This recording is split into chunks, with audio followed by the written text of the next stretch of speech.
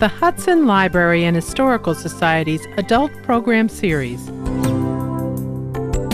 presents local author Jill A. Grunenwald speaking about her new book, Images of Modern America, Hudson, with photos and stories of a more recent history of historic Hudson, Ohio. Recorded at the Hudson Library's Flood Meeting Room on July 27, 2015.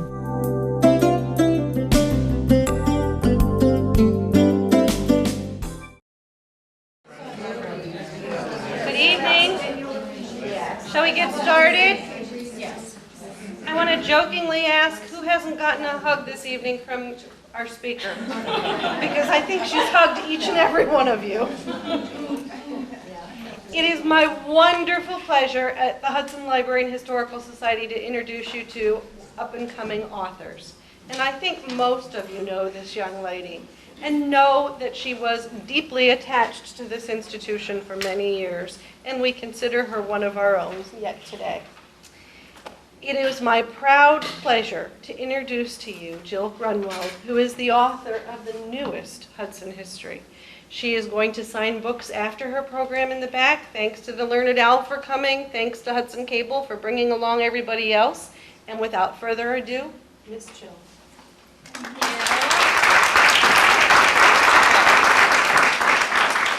you hear me? Okay, there we go. Let's see if this, oh good. Okay, this is so weird, by the way. Just gonna put that out there. I'm like, there's people who came to hear me talk about my book. Okay, so I am a Hudson resident. I born and raised here. My parents still live here in the community. And yes, that is me at Safety Town when I was about 4 years old. I worked here at the Hudson Library when I was in high school.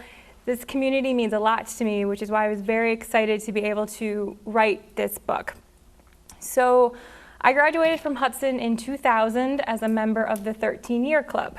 For those that don't know, that means that I attended Hudson City schools from kindergarten all the way through my senior year of high school, graduating in, as I said, 2000.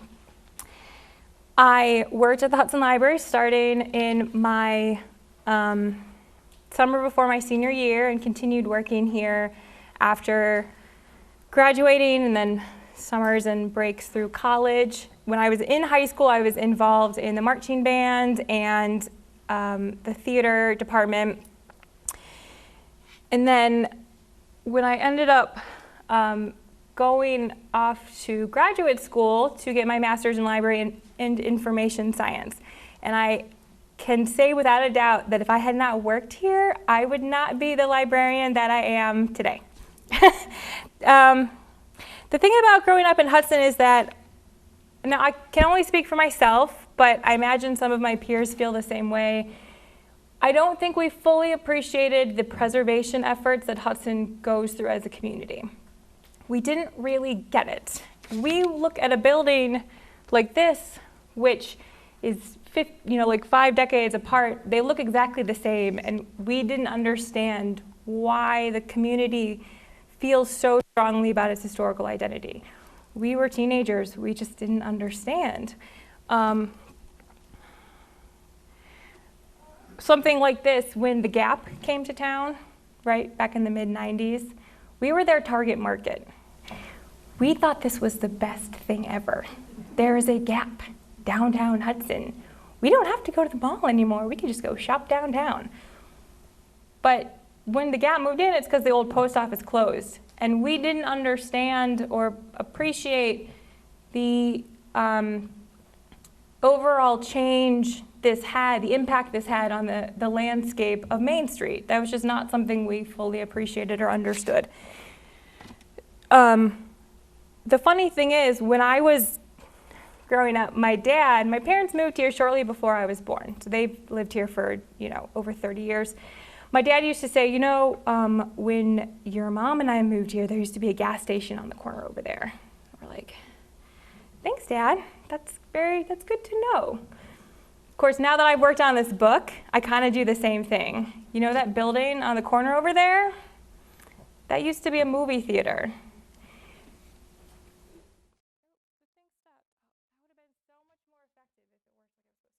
So that building, it used to be a movie theater, the Hudson Square building, downtown on Main Street and Park Lane. So it's changes like this that were why this book is so important and needed to be written. The book kind of fell into my lap in many ways. I was volunteering at the Western Reserve Historical Society, which is up in Cleveland, and I had so much fun working with the history and the archives of Cleveland.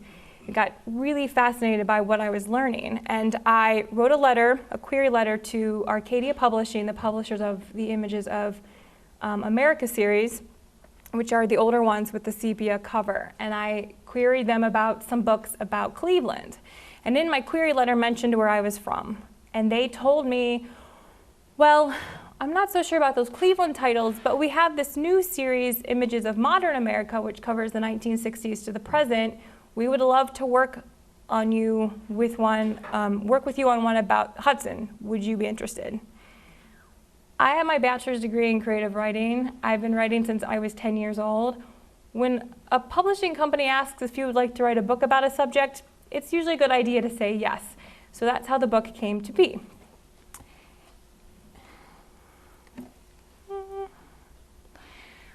The organization of the book, as some of you have your copies already, but it's organized into 5 chapters. There's education and religion, business and industry, historic homes, people, and then just around town. When it's a pictorial history, it's covering the 1960s to the present. And when it came time to collect photos for the book, I came to the one place I knew that would have enough photos for an entire pictorial history, which is the library. And Gwen, my archivist extraordinaire back there, she basically opened the archives and said, take what you need. 2/3 of the pictures in the book come from the Hudson Library. The rest were provided and donated by residents here in the community. So there's a good mix of ones, again, from the library that are programming, then there's just everyday pictures that people took from their lives here in Hudson, which is sort of a fun part about the book. Okay. So I grew up on the south side of town, down near the Stowe border on Barlow Road. That blue house that's circled up there in the circle, that's my house. That's where I grew up. That's where my parents still live. When we lived there, the neighborhood didn't quite look like this.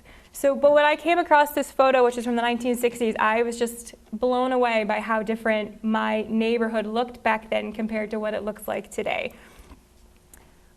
At the time this photo was taken, the only neighborhood subdivision there is our neighborhood subdivision.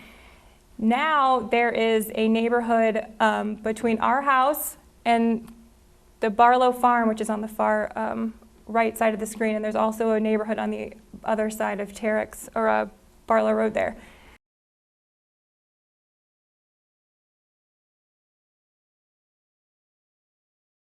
So one of the really fun and fascinating things about working on this book was learning things about not just the town, but my neighborhood that I didn't know. I grew up just down the street from Case Barlow Farm. I didn't really know anything about Case Barlow Farm growing up. You didn't visit there. It was a working farm up until the 1990s. So I was given an opportunity to have a private tour at Case Barlow Farm as part of my research for the book. We went into the homestead where I was given a tour inside and outside. The Case Barlow family dates back to the early 1800s with John C. Case, who had owned the property since 1814. The house was built started being built in 1826. The bricks were handmade on the property. I know, it's pretty cool.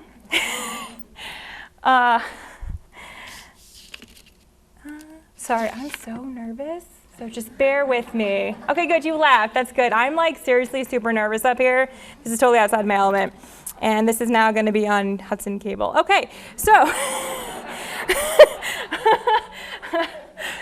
okay, as I said, Chauncey Case back in 1814, and then the house was built in 1826. Many generations of the Case Barlow family lived on the property up through Donald Barlow, who sold the property in 1995. The property has operated as a nonprofit since 1996, and they're currently working on restoring the barn to make it event venue, and the house is often used for different exhibits and events throughout the year. The farm is allegedly one of the homes to have been on the Underground Railroad. When I was given my tour, they said they're not sure if they actually hid the slaves in the house, but they were most likely in the woods around the area. They were probably hidden back there, if not directly in the house. Where's my little clicker thingy? Okay. Now, as I said, I grew up on Barlow Road. If you have lived in Hudson for any significant amount of time, you are probably aware that most of the streets in and out of the city are named after neighboring cities. We have a Stowe Road, we have a Streetsboro Road, there's an Aurora Road. Barlow Road was originally named Kent Road, but in 1947, Summit County decided to honor the Case Barlow family by renaming the road after them, which is how I ended up growing up on Barlow Road and not Kent Road.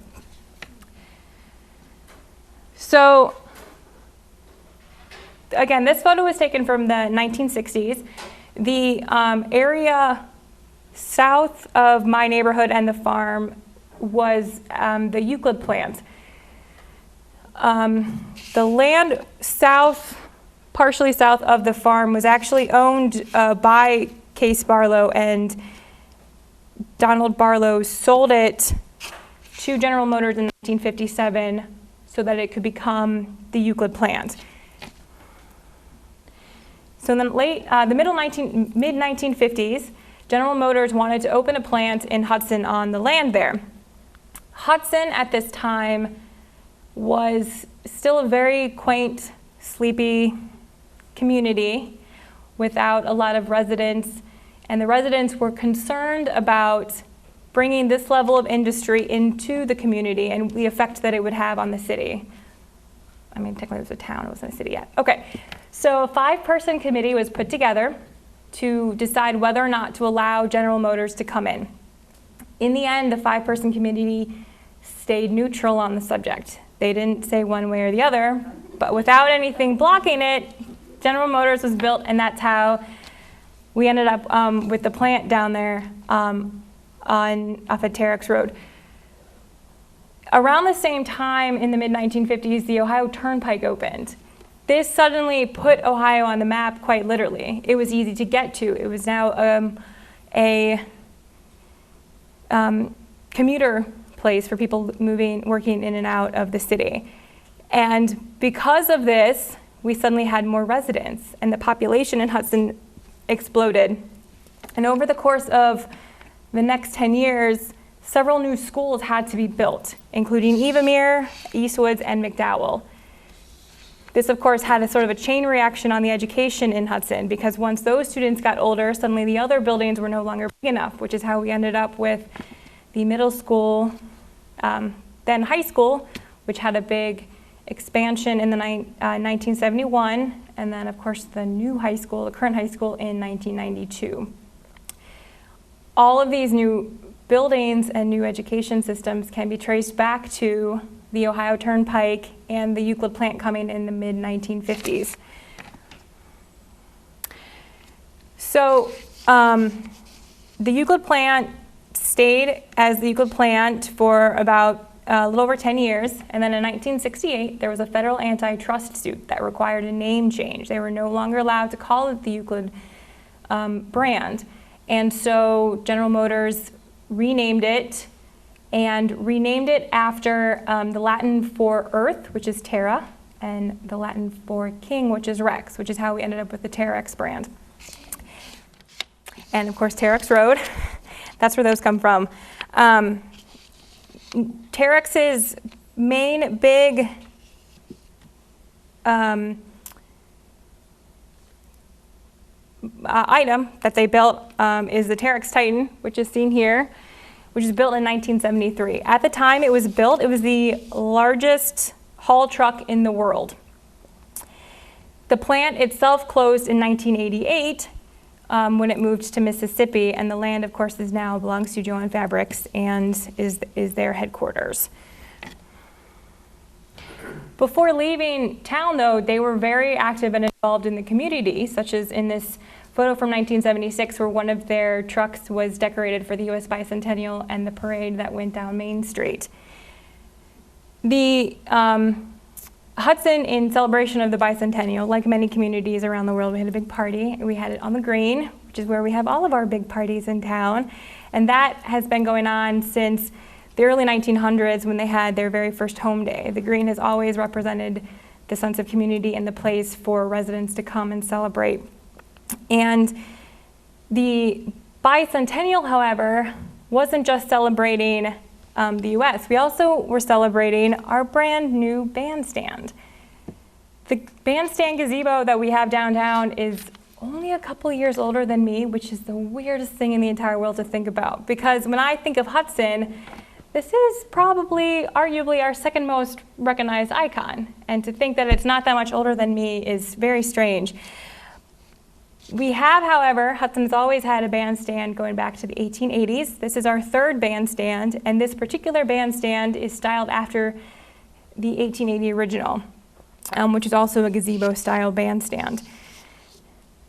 Now, of course, we can't talk about our second most recognizable icon without talking about our first recognizable icon, which is, of course, our clock tower. The clock tower came to us in 1912 from James Ellsworth. James Ellsworth had grown up in Hudson, and then he left and then came back shortly after the fires that devastated Main Street, and he found his town home ruined. There was nothing here. Main Street was devastated. Businesses were struggling. People were struggling. He had made a lot of money in the Industrial Revolution, and he saw an opportunity to build the city back up. He had an idea to turn Hudson into what he called a model town. He provided us with running water, streets were paved. He could have very easily just razed the entire city and built everything up, but he didn't. He saw the potential, he saw what we had, and he wanted to put the effort into it, to preserve it, to restore it to what it could be. Several parts of that deal include the red tile roofs that you can see around the houses downtown Hudson. He provided the red tiles free of charge to any resident who was willing to put in the effort to re-tile the roof of their home. The white paint was also provided free of charge, which is why you see downtown along Hudson Aurora, there are a lot of white homes with the red roofs. Those can go back to James Ellsworth.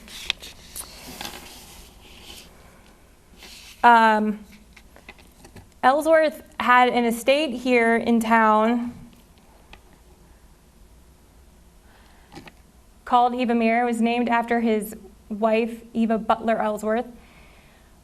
Now the only part of the estate that still exists is the gatehouse, which is at the corner near Hudson, where Hudson and Aurora, the roads become Hudson Aurora. He lived there with his family. It was built sort of after like a European estate. The land was eventually taken over by the Hudson City Schools. And when those new schools had to be built back in the 1950s and 60s, they were built on this land. And one of those schools was Eva Mere, named after Ellsworth's estate from when he lived here. I am happy to say that since working on this book, I do have a much greater appreciation for, as I said, the preservation efforts that the city puts in, and I understand why they do what they do. And we do what we do because of James W. Ellsworth. He really was instrumental in many ways in encouraging the community and the residents to see the value in their city and what we have here, and working hard to keep it and maintain it as they have for the past decades, and hopefully will as well. But this book, though, it's interesting because growing up, all I could see were the things that didn't change. But if you look through the book, it's kind of fascinating to see the things that have changed, which is why I think a book like this is so important, because it's a way to look back and see those businesses that are no longer on Main Street, like Saywell's, the old Hudson Elementary School that was torn down. Without our own efforts to preserve it, whether physically outside or preserve it in photos in a book, we at least have our way of capturing and keeping Hudson as it always has been. And that is all. Thank you. Oh.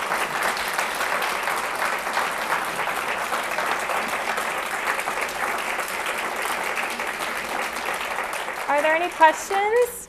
Any questions from anybody? No? No? Yes. How long did it take you to write this book and collect all the photos? It took about 6 or 7 months. I started working on it last summer, and I turned in the final draft and all the photos in January of this year. And then it took them about 6 months to produce it and print it and ship it out and all of that. Yes? Was it just incredibly difficult to decide which photos to include? You know what, the funny thing is, it was to some degree. This is actually a horrible story, but not really. It's an amusing story. I can laugh about it now.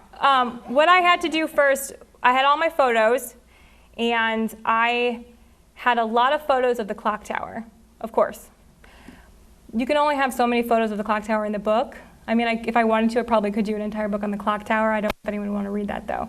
But I had all these photos of the clock tower, and I had to send a certain amount of photos early to Arcadia so that they could develop the cover, because there's photos on the front and on the back.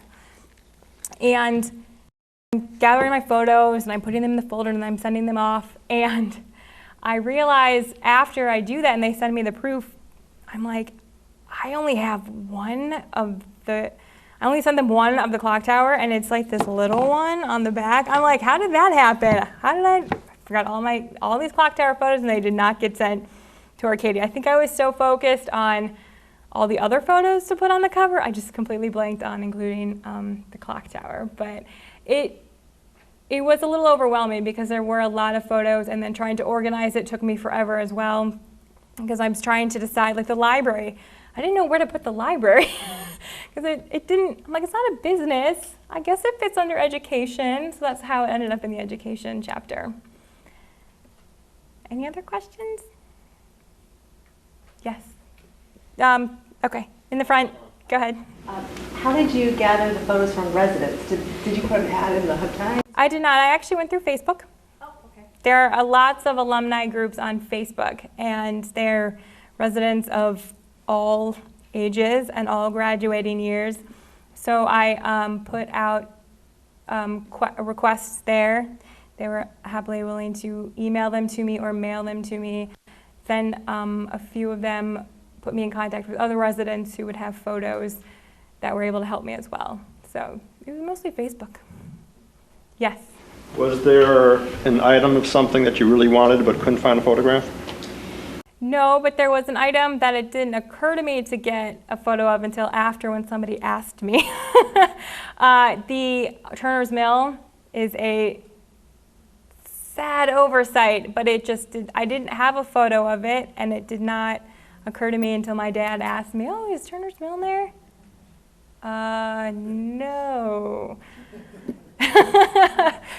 So that's a sad oversight. Any other questions? What's something interesting about Hudson that you learned? And I think the red tile roofs coming from James Ellsworth was the most interesting thing, because I've always wondered about those red tile roofs. There's like 4 or 5 homes right downtown with these red tile roofs, and I'm like, they just don't seem to fit in with the overall aesthetic, which is kind of funny that I think about it now, They really are the original overall aesthetic. So I think the red tile roofs. And I found that out during my research. I actually found the application that the city put in when they submitted to be on the National Registry of Historic Places. That's where I found that little bit of information out, was in the actual application. But I think that's my favorite part. Yes? Was the Western Reserve Academy a source of material for you? They provided a couple photos, yes. And I was able to find some information through their website, like research as well, yes. Yes? What's your next book going to be about? Very funny. Very funny. Yeah, it's probably what I need to do. Great apology. No, I live downtown Cleveland in the Flats, which has gone through tremendous change, both good and bad, over the entire duration that it has existed. So if I could write a book on that, I probably would do something on the Flats. Plus, I have access to lots of photos from there. Personal connections. Anyone else? Okay, I think. Okay.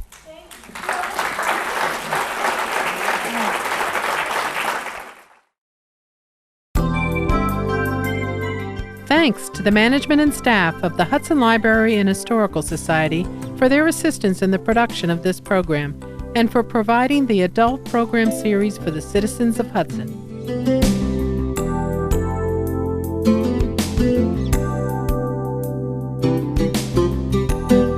For a DVD or Blu-ray copy of this or any HCTV program, contact Hudson Cable Television at 330-653-2500 or via email at hctv@hudson.oh.us.